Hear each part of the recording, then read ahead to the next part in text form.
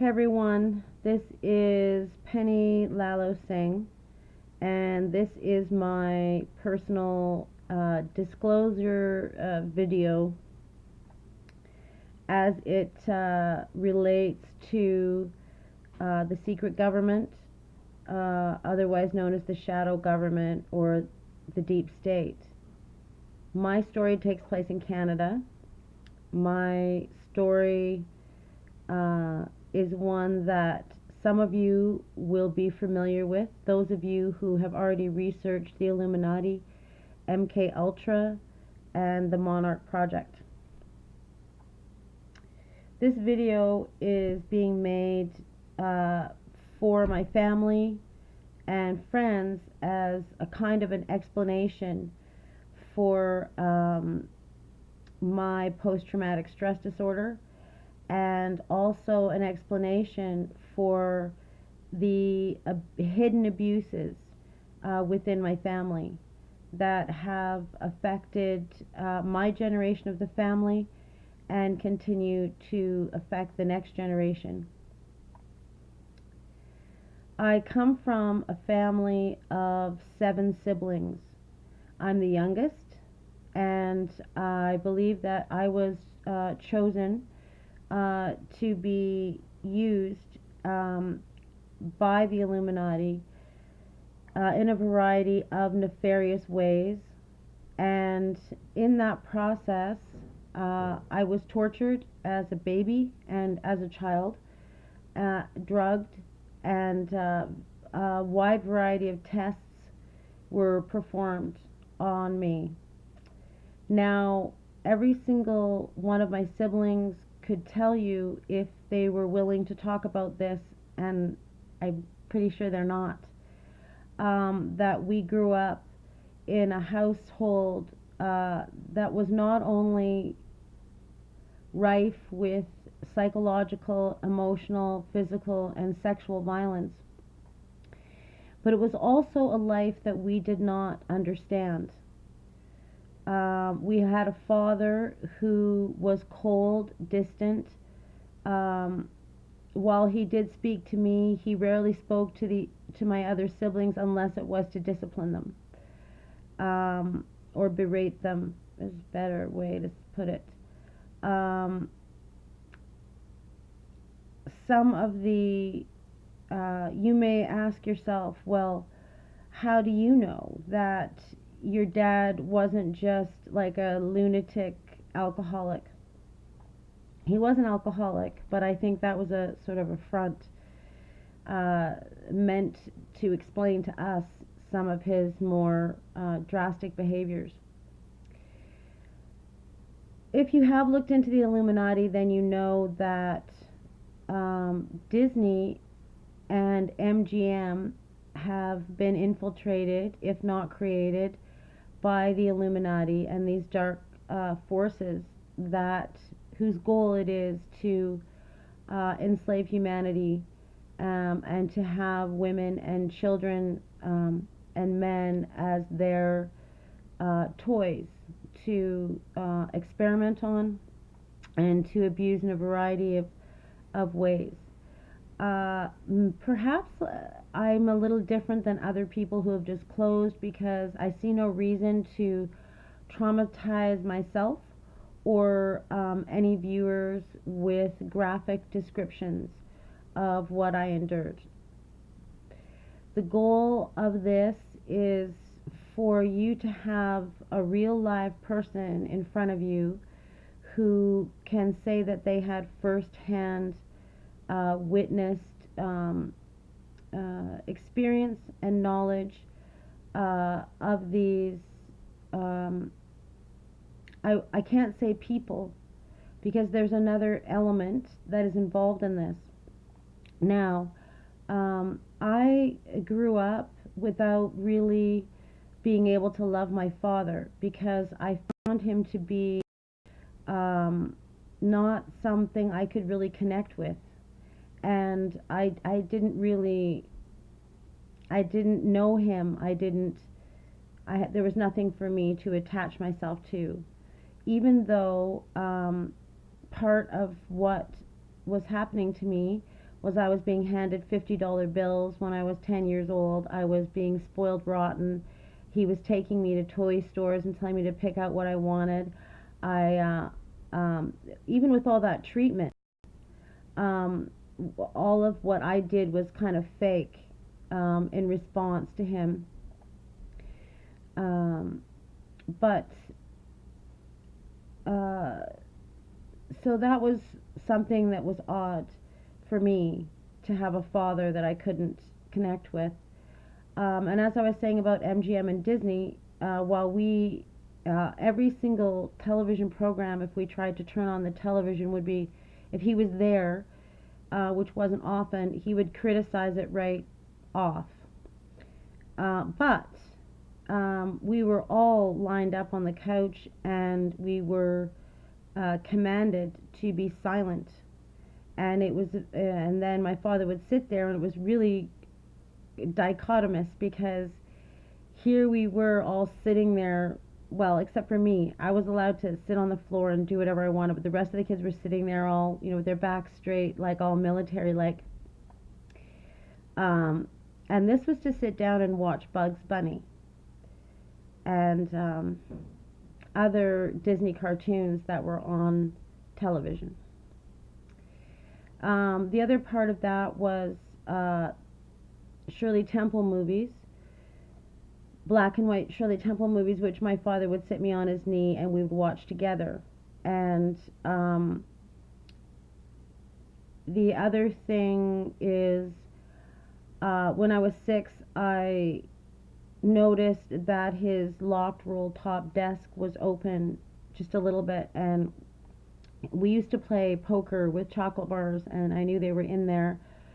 And I opened his desk, and I found the chocolate bars, but I also found spy equipment, pens with little gadgets inside of it, very teeny tiny cassette players, and other sorts of things like that, which my father found me playing with these things, and he did look quite disturbed. I was, for as long as I can remember, I was woken up in the middle of the night, and then put back to bed by my father. For in my early years, 4, 5, and 6 particularly, I have many clear memories of waking up on the couch, foggy, dry mouth, with my mother standing over me, saying I can't wake her up, or saying how is she ever going to go to school, or saying she sleeps so much she can't play with the other kids, things like that. I also have unaccounted for physical injuries on my body, and in the house, my father used rape as a way to discipline my brothers, something that I witnessed, and I probably should have, I threw that one down and I didn't preface it with a trigger warning. I'm very sorry. I'll put a trigger warning on the whole video. Extreme forms of violence, and my mother was often kept up night after night after night after night with his screaming and yelling, and all of us children were sleep deprived, and we were also deprived of food. So we were being kept at poverty level, well below poverty level, in the most extreme years, which would have been, let's see, I'm born in 1962, and I would say from the time I was born until I was 10, it was very extreme for me. And then in the years before that, I can't imagine what it was like for my brothers and sisters. All of my brothers and sisters are all engaged in in something that I think would be indicative of an Illuminati family. So, and my post-traumatic stress disorder, it's not normal. It's quite severe and causes me socially and in terms of being able to be employed consistently, a lot of problems. Um, so I have my oldest sister, pardon me, my two oldest sisters are involved with the Jehovah's Witnesses, as well as my middle brother, who is a minister of this very Christian cult, I have to call it, which has its own internal uh, system whereby sexual abuse or molestation of a child, before they will take it to the police, they need two witnesses to corroborate the testimony. Right. So, and they have very strict rules. You're not allowed to watch certain television shows. No Christmas, no holidays, no Easter, no meetings 3 times a week. Plus, you're supposed to have your own personal Bible study, and you're supposed to also go out and knock on people's doors. It basically consumes your entire. And I think that you should probably look into Jehovah's Witness scandals. I'm not going to get into it here. But I was witnessed to, regular beatings of children in the bathroom because we were supposed to sit still and be quiet at all ages. Um, and then my other two brothers um, are are struggling and have been struggling with depression, drug and alcohol abuse for as long as I can remember.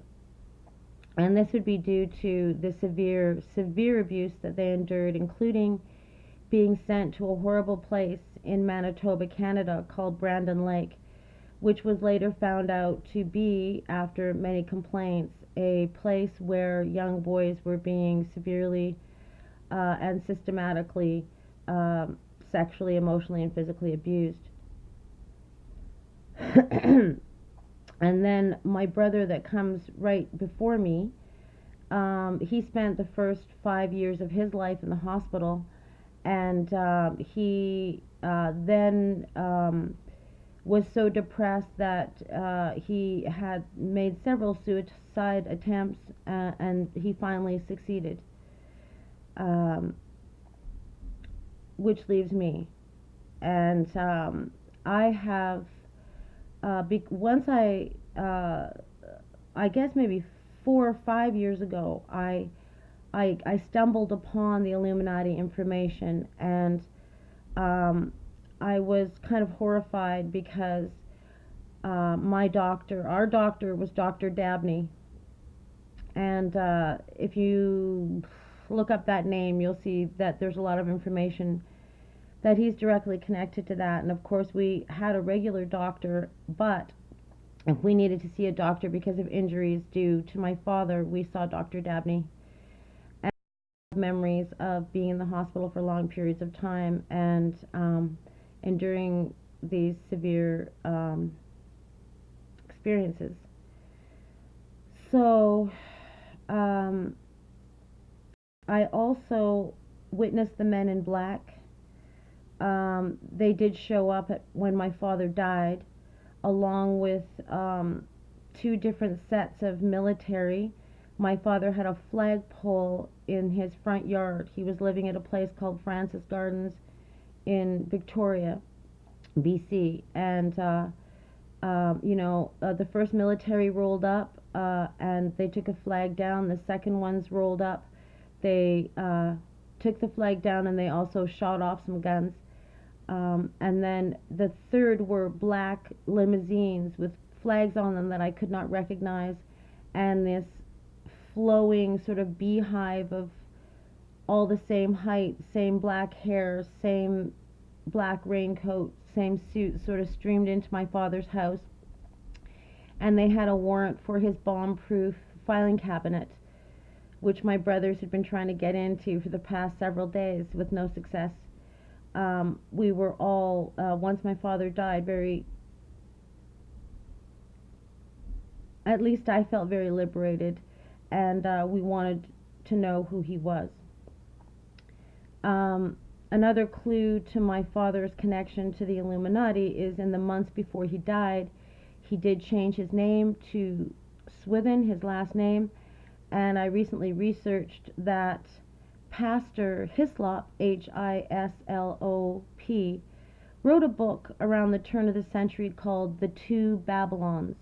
And on page 280, first I'll tell you that the topic of his book was he had investigated and researched at the time that there were Luciferians and Satanists within the Catholic Church practicing some very dark rituals. And so Saint Swithun, he gives the research and the evidence that these Luciferians viewed Saint Swithun as the incarnate of Satan. I'm not really trying to convince anybody of anything. I hesitate to say this one because I know that, I guess it doesn't really matter. So the reptilians, people say, where did we come from? People are finally have enough consciousness to ask, how did we get here for real? And as I understand it, this earth evolved, and there were conscious creatures, beings here before humans, and one of those conscious beings were reptilians, and another was ant beings, and that they did war, and the reptilians were asked to leave this planet because of that, and some of them stayed in underground tunnels that had been built by these ant people. And I suppose if you do the research, you will find all over the world there are underground tunnel systems. And these reptilians had skills and qualities unique to themselves, and one of them, I guess not unique to, but that they were skilled at, would be shape-shifting. So a couple of times when I was a child, I walked into the living room and my father was quickly slooped back up from a form that I can only describe as gruesome and very unlike my father's normal human form.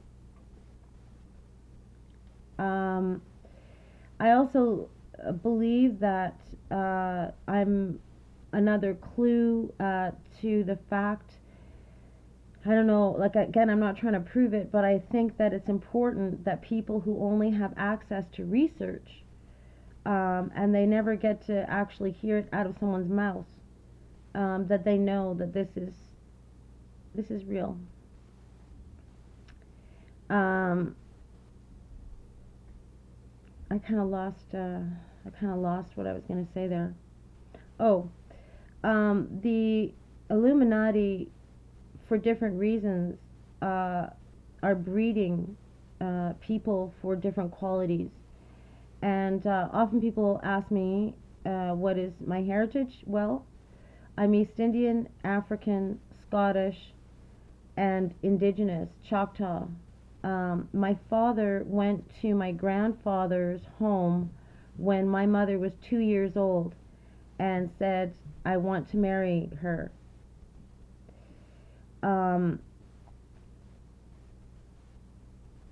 There are probably a lot of other things that I could tell you along the lines of verifying this, but I think what I really want to do is say that part of the reason I feel okay disclosing, and yes, people die for a lot of different reasons, and sometimes they're connected to the fact that the Illuminati really do find people dispensable. But I want to say that we have the good, brave people in the, we're at the bottom of their crappy little pyramid, and we don't have a lot of power down here, but it's the ones kind of in the middle, the ones that are involved in the secret space program, the ones that are rebels. It's the rebel Anunnaki. It's the rebel. I might do a video just about that again, about the Anunnaki and about the reptilians, and just some information as I see it, as I can actually relate to it. But this cabal, this secret government, this Illuminati boys, as I like to call them, as it is that they have been influenced by some off-planet and ancient planetary negative influences. This is all being broken up right now. The dark side is losing, and the light side is winning. And that's really why I'm talking to you. I'm talking to you because 2018 is the year of the Great Awakening. It is the year of the revealing. It is the year of disclosure. It is the year that everyone tells everyone how it is that the medical system, the judicial system, the educational system, the social system that you have been subjected to, that were subscribed to at birth without your consent, that these supposed governments were not designed to serve the people. They were designed to enslave the people, and we're waking up. And so this is really a positive thing. And I'm not worried about dying, because we're learning that we don't really die, and they just wanted control of that as a fear mechanism to keep us just on a program of work, eat, shit, and die. There's so much more to life, everyone. And this video is going up on my School of 5D YouTube channel, where I do really positive things, like I teach about Buddhism and meditation and forest food plants, and how to be a super awesome human being, and how to disconnect from all of these oppressive and suppressive influences that humankind has been under for so long. And so this is my little piece of disclosure, and it's also my way of celebrating with all of you. I want to give especially a huge thank you to Jordan Sather, who made so much information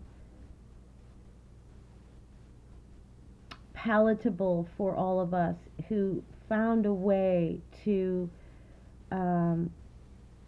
gather the information and present it in such a way that so many could hear it. And then his FB group, which introduced me to so many people who are awake, and so many people who know what I'm saying is true. And this encouraged me and made me feel like I should do this.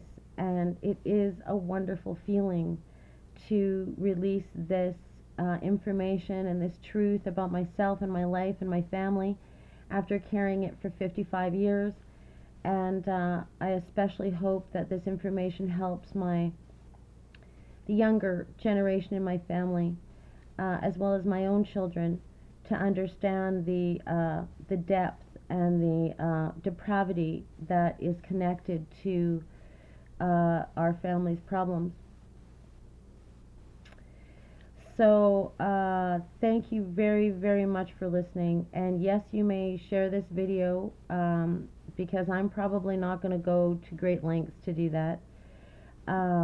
This is probably as much as I can do. Yeah, so I was going to do interviews, but that just didn't work out, and I don't, as I said once before, I'm not going to make a career out of disclosing. One of my realizations this year was you are what you look at. And I need to stay focused on my healing. Although I love it that I have Jordan Sather to keep me informed, because I don't want my head in the sand while I'm feeling healthy. Thank you so much to all of you who have supported the School of 5D secret FB page and have been watching my videos and stuff. And you know what? I am not attached to how many likes, how many views, anything like that. Namaste. Namago.